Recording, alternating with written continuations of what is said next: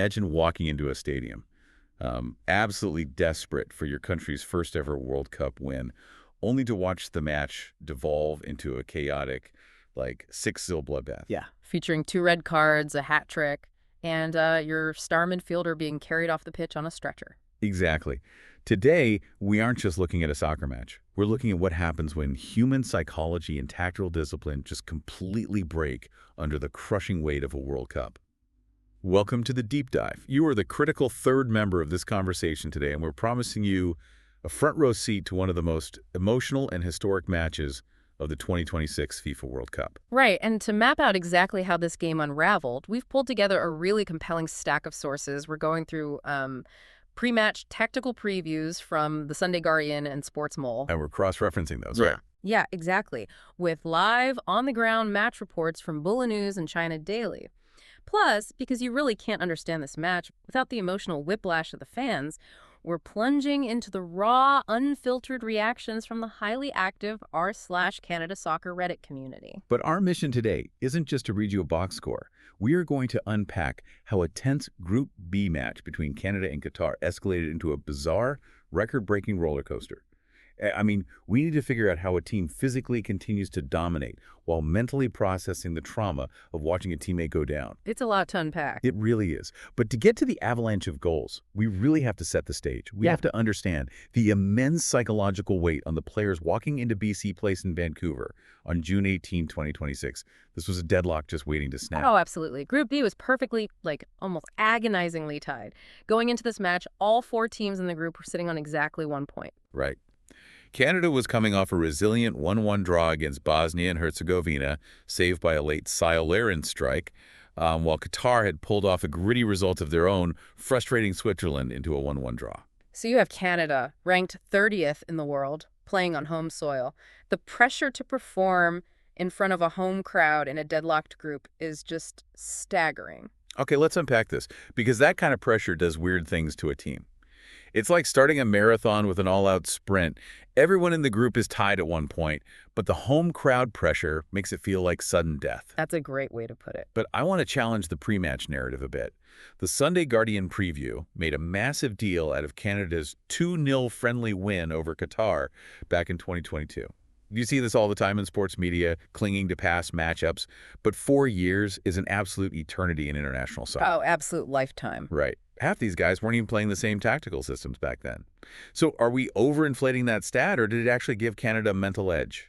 Well, what's fascinating here is it's less about a mental edge over Qatar and more about how it highlights the internal evolution of the Canadian team. Like in that 2022 match, both Sile Lauren and Jonathan David scored early goals. Right, I remember that. Yeah, but back then, Lauren was Canada's undisputed record goal scorer. He was the focal point of the attack. Coming into this 2026 match, that dynamic has completely shifted. Jonathan David is now 8 goals ahead of Lauren. Wow, 8 goals. Yeah, there's been a changing of the guard in terms of who the primary weapon is, which completely alters how an opposing defense has to prepare for you. Right, because you can't just stick your best center back on Lauren and call it a day anymore. You have to account for David's movement, which opens up entirely different zones on the pitch. Exactly. And that tactical evolution ties directly into the massive pre-match gamble taken by Canadian coach Jesse Marsh. Oh man, this gamble. Yeah, I mean, everyone expected their star captain, Alphonso Davies, to return to the starting 11 after missing the opener due to injury. Instead, Marsh leaves Davies on the bench. He starts Ali Ahmed and brings Lauren back into the starting 11 alongside David. I have to say, leaving your globally recognized superstar on the bench when you are hunting for your country's first ever World Cup win is a terrifying gamble. It's massive. Because if you lose and Davies is just sitting there in a tracksuit, the media will absolutely crucify you. Why take that risk? What is it about Marsh's system that makes a player like Ali Ahmed a better choice in that specific moment? It comes down to the mechanics of high-energy pressing. Marsh's system demands relentless, synchronized running. It's all about triggering traps and swarming the opponent the second they touch the ball. So everyone has to be perfectly in sync. Exactly. If you have a player who is only, say, 90% fit, even a world-class talent like Davies, they might be a split second late to the press. And in a high-pressing system, one player being a half step slow means the opponent plays right through you. And suddenly, your entire defense is exposed. Right, so Marsh was signaling that he trusts the structural integrity of his high-energy system over the individual brilliance of a recovering superstar. It's prioritizing the machine over the mechanic, really. And that immense home pressure, combined with the players knowing they had to prove their coach right, it didn't paralyze Canada. It completely ignited them. It did, and what it did to Qatar was push their defense to a physical breaking point. Right, the floodgates opened pretty early. They really did. The onslaught started early. Just 16 minutes in, Qatar's goalkeeper, Mahmoud Abunada, makes a save on a Jonathan David shot. But because of that high-energy system we just talked about, Canada has bodies flooding the penalty area. Exactly. Sideloren reacts quickest and buries the rebound, 1-0. So Marsh's gamble immediately pays dividends. They are forcing errors through sheer presence. They refuse to let Qatar breathe. In the 29th minute, Jonathan David meets across with an absolute rocket of a volley. 2-0 Canada. But here's where it gets really interesting, because the real structural collapse happens just 4 minutes later, in the 33rd minute. Yeah, the match's pivot point. There's a foul by Qatar's Homa Malamin on Tajon Buchanan. The referee initially points to the spot. Penalty for Canada. But then VAR steps in. And the psychological whiplash of this moment is incredible. It's like dodging a bullet, only to realize you've just stepped in front of a freight train. That's a great analogy. Right, because VAR determines the foul actually occurred just outside the penalty area. So the penalty is downgraded to a free kick. If you're Qatar, you take a breath. Yeah. You survive the worst-case scenario. For about 2 seconds. Exactly, because then the severity of the punishment is upgraded. Alamin's yellow card is suddenly turned into a straight red. The denial of a clear goal-scoring opportunity. Right. But here's what I really want to understand. I get that losing a player is bad, but aren't professional teams drilled for this exact scenario? You'd think so, yes. So why couldn't Qatar just park the bus, absorb the pressure, and try to defend the 2-0 scoreline? Like, explain to me how a single red card completely dissolves a team's tactical structure like that. Well, if we connect this to the bigger picture, to understand the collapse, you really have to look at the geometry of Qatar's defense. Qatar plays what we call a compact defensive block. Right. The idea is to shrink the space between the midfield and the defense, forcing the opponent to play around them rather than through them. Think of their defensive structure like a load-bearing wall in a house. Every single player is a critical stud holding up the roof. Ah, okay. So taking away that midfielder is like knocking out a pillar. The remaining defenders physically have to stretch themselves wider to hold up the same amount of structure, and cracks start to form. That's a perfect way to visualize it. A soccer pitch is roughly 70 yards wide. With 10 outfield players, you can cover that horizontal space effectively.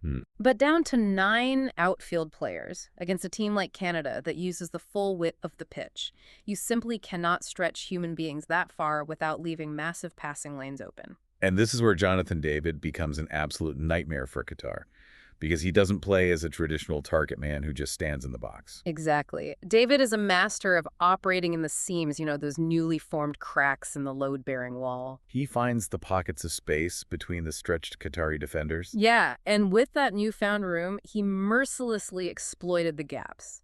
Right before halftime, in stoppage time, he bundles home his second goal from close range after another Abunada save. So it's 3-0 at halftime. It's a rout. The tactical game is functionally over because Qatar has a mountain to climb that is mathematically and physically almost impossible. You would think walking into the locker room up 3-0 against 10 men in a World Cup match on home soil would be pure, unadulterated euphoria. You really would. But the narrative in the second half abruptly shifts from a tactical masterclass to a devastating, very real human moment. Yeah, it's a stark reminder of the physical toll and the sheer volatility of the sport. It is. In the 53rd minute, Qatar's Asim Madibo delivers a reckless, brutal tackle on Canada's midfielder, Ismail Kone. And the visual described in the China Daily Report is just haunting. Kone is stretchered off the pitch, and his left leg is already encased in this massive, inflatable, protective boot. Yeah, it's a deeply emotional scene. And yet, amidst all of that pain, he's sitting up, waving bravely to the crowd as he's carried away. Just heartbreaking. Madibo is shown a straight red card for the tackle, reducing Qatar to just 9 men. But for Canada, the game basically pauses. You're suddenly reminded of the fragility of your teammates. So what does this all mean? Because from a fan's perspective, you're winning the war, but you've just watched your best general fall. Yeah. It's the ultimate Pyrrhic victory. This raises an important question about team psychology and resilience. Right, because how does a team physically continue to execute a game plan while they're mentally processing the trauma of watching their teammate get stretchered off like that? Yeah. I mean, human instinct in that moment has to be distraction. Right? It is, yeah. And it brings up a brilliant concept in sports psychology known as threat versus challenge states. Threat versus challenge. Right. When a team faces a sudden traumatic disruption, like a horrific injury to a teammate, their brains collectively categorize that event. If they view it as a threat, the players physically tighten up. Decision-making plummets, anxiety spikes, and teams often completely fall apart. They essentially freeze. Yes, exactly. But if a team is culturally resilient, they can instantly recategorize that trauma as a challenge. The brain floods the body with adrenaline and dopamine, creating a state of hyper-focus. You channel the shock into a collective, aggressive surge of energy. Canada undeniably entered a challenge state here. Nathan Saliba substitutes in for the injured Cone. Just 10 minutes later, in the 64th minute, Saliba steps up to take a free kick. Right, and he whips it in, scores, and his reaction tells you everything you need to know about the psychology of that moment. He doesn't do a choreographed dance. He doesn't run to the corner flag. No. He immediately runs to the sideline, grabs his Melcoin shirt, and holds it up to the roaring crowd. It's such a visceral image. It really is. Saliba holding up the jersey wasn't just a standard goal celebration. That was a physical manifestation of team unity in the face of shock. It was a message that they were channeling the energy of the guy who just went down. And when you combine that intense emotional surge from the Canadian side with the absolute physical collapse of a Qatari team trying to cover 70 yards of width with only 8 outfield players, wait, no, I mean just 9 men overall, so 8 outfield players, you get inevitability. The pressure is just too much. That dynamic forces the 75th minute own goal by Qatari midfielder Mohamed Manai. It's relentless. Yeah. The emotional whiplash of that second half is crazy. You go from the joy of a 3-0 lead to the horror of the injury to the vengeance of Saliba's goal to an own goal. And it culminates in these massive historical milestones that left the fan base honestly grappling with how to even categorize what they just watched. Because in the 90th minute, deep into stoppage time, Jonathan David finds the back of the net one more time to complete his hat-trick. The final whistle blows. 6 in a row. It is officially Canada's first ever World Cup finals victory, and it's a record-breaking rout. And naturally, when history is made, everyone has an opinion. We took a dive into the Reddit community, r/Canada Soccer, to see how the fans were processing this. You'd think it would be a universally joyous thread, right? You would. But the overarching theme is captured perfectly by one user who titled their post, "A Game of Heartbreak, Celebration, and Records." Which is an incredibly accurate distillation of the 90 minutes. It is. But then you look at the debate in the comments. I want you, the listener, to think about how you would feel as a fan in this moment. Because a lot of Canadian fans were actively trying to downplay their own historic win. Yeah, you had people saying, well, it's just Qatar, or pointing out that the 2 red cards completely inflated the scoreline. It's almost like they were preemptively trying to manage their own disappointment for future games. A 6-0 win on the world stage is a 6-0. Yeah. But you always have those fans playing devil's advocate, trying to put an asterisk next to the joy. It's, a very common defense mechanism for fan bases that aren't historically accustomed to deep tournament runs. If you put an asterisk next to the 6-0 win, if you convince yourself it wasn't a real 6-0, you won't be as crushed if they struggle against a tougher opponent in the next round. That makes total sense. And tactically, we do have to validate the nuances of that debate. Playing nearly half the game against 9 men undeniably skews the margin. You simply cannot expect to score 6 goals against a full 11-man World Cup defense. Right. But I have to push back on the skeptics here. And so did a lot of other fans in that Reddit thread. They point out the reality of the tournament going on around them. Look at heavyweight teams in this exact World Cup. Like Portugal drawing 1-1 with DR Congo. Exactly. Or Spain playing to a draw with Cabo Verde. The gap between the giants and the smaller nations has shrunk drastically in modern international football. You can never take any opponent for granted. A 6-0 win on the world stage, regardless of the red cards, is a statistical anomaly. And that brings us to the ultimate takeaway. The structural reality that supersedes any asterisk a fan wants to put on this game is the math of the tournament itself.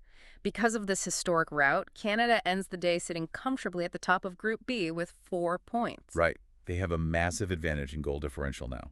In tournament football, style points and caveats don't matter. Surviving and advancing and utilizing goal differential as a tiebreaker is the only metric that truly matters. And what an incredible, bizarre arc they took to get to the top of that group. Just to recap the sheer madness we've unpacked for you today. We started with a nervous, deadlocked Group B. We watched Jesse Marsch trust his high-energy pressing system by taking a massive gamble and benching his star player. We saw Canada exploit the cracks in a depleted Qatari defense led by an explosive Jonathan David hat-trick. We navigated the sudden psychological trauma of Ismail Kone's injury, watched the team channel that into a challenge state, and finally arrived at a historic 6-0 victory. It really is a case study in how quickly a controlled environment can shatter, and what happens to the human mind when the structure falls away. Which brings me back to you, the listener. Think about your own life for a second.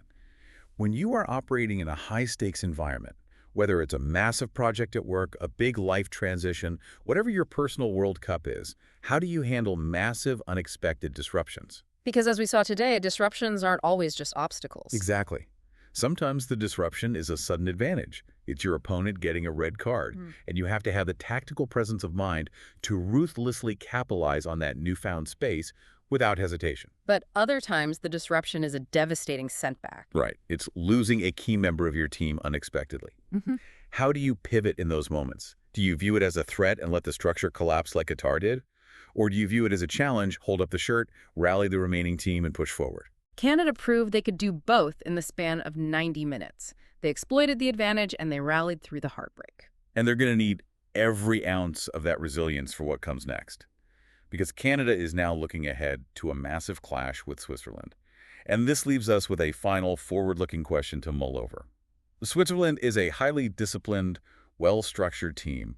They aren't going to collapse into a 9-man scramble. Right, so how does a team bottle the euphoria of a historic 6-0 World Cup victory while simultaneously grieving the loss of a foundational player like Ismail Kone? Could that collective heartbreak actually be the exact emotional fuel they need to overpower the Swiss and cement their place at the top of the group? Or will the tactical gap left by Kone's absence be too wide of a chasm to cross against a disciplined European defense? The blueprint has been thrown out the window, the chaos has been unleashed, and now we just have to see who adapts faster.